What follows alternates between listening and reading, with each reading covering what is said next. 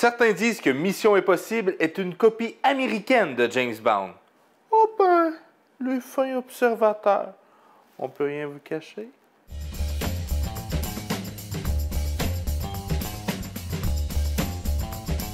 Série télé en 1966, Mission Impossible nous revient en 1996, sous forme de film. Bien sûr, tout le monde se souvient de la scène culte où Cruise est en suspension devant le super ordinateur. Un peu moins super aujourd'hui, hein? Le film devient instantanément un succès, mais c'est seulement 4 ans plus tard qu'un second film revient. Mais là, les valves sont ouvertes. Fallout est le 6e et les critiques sont unanimes, dans le bon sens, pas unanimes dans le mauvais sens. Si vous avez l'impression d'être confus entre les films de la franchise, c'est qu'il y a une raison assez simple. Chacun des films sont presque sur le même pattern. C'est quoi pattern en français? Tracé. Chacun des films sont sur le même tracé. Ouais, non, peut-être pas. On va utiliser pattern. On a le droit à une course à pied de Tommy, des poursuites automobiles pied au prélat et commandité par BMW mur à mur dans les 3 petits derniers. Et on rajoute à ça des cascades assez extrêmes. La particularité de ces cascades est que Tom Cruise tient à faire toutes ces cascades. Que ce soit au volant, au guidon, aux manches à balai ou bien dans les airs, Cruise s'obstine à les faire lui-même. C'est lui qui décide. C'est lui qui paye. Les manœuvres auto comme moto sont faites par l'acteur. Dérapages contrôlés, vitesse dans des endroits restreints, saut et conduite d'une moto sans casque. Dans le dernier de la franchise, les voitures utilisées sont une BMW M5 2018, une BMW Série 5 86 et une moto BMW R90. C'est pas commandité pantoute par BM. Non.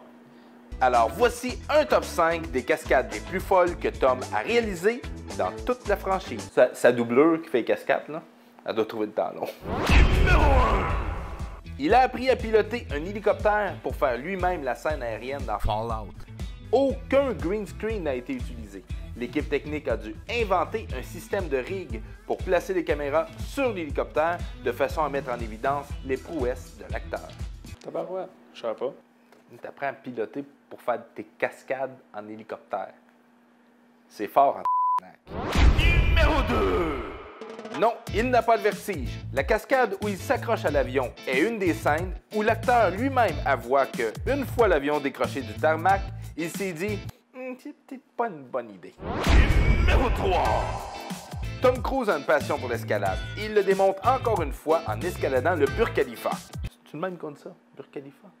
La plus haute tour au monde, là? Ben, je pense plus que le monde l'appelle la plus haute tour au monde. La plus haute tour du monde. Mais rappelons-nous que dans le second film, on voit Tom escalader le Moab sans aucun filet de sécurité. C'est un malade. Numéro 4! Dans Rogue Nation, Tom s'est entraîné pour faire la séquence sous l'eau. Pour cette scène, il a réussi à garder son souffle pendant plus de 6 minutes. Combien de temps tu peux garder ton souffle? 30 secondes facile. Bon, check bien. On va continuer. Retiens ton souffle. On va voir combien de temps tu retiens. Numéro 5! Le grand saut, c'est un saut de 7 km d'altitude pouvant atteindre 320 km/h dans sa descente.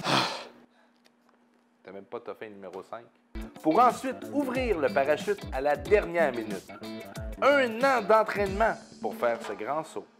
Je monte dans une échelle pour aller faire mes lumières de Noël, puis j'ai peur. Mais toutes ces cascades ne sont pas sans faille. Un des sauts d'un immeuble à un autre a retardé la production de plusieurs semaines, quand Tom s'est cassé la cheville. Pour Fallout, le tournage a pris 161 jours et termina le montage 3 semaines avant la sortie en salle. Ça, c'est tight. Comme une chèvre. Oh, c'est un titre de référence. Référence de quoi? Mission Impossible est une franchise en pleine santé financière. 3,5 milliards de profits pour les 6 films. Les 2 prochains seront à l'affiche en 2021 et en 2022. Et tant que Tom sera apte à faire ses cascades, c'est lui qu'on verra dans le rôle de Ethan Hunt.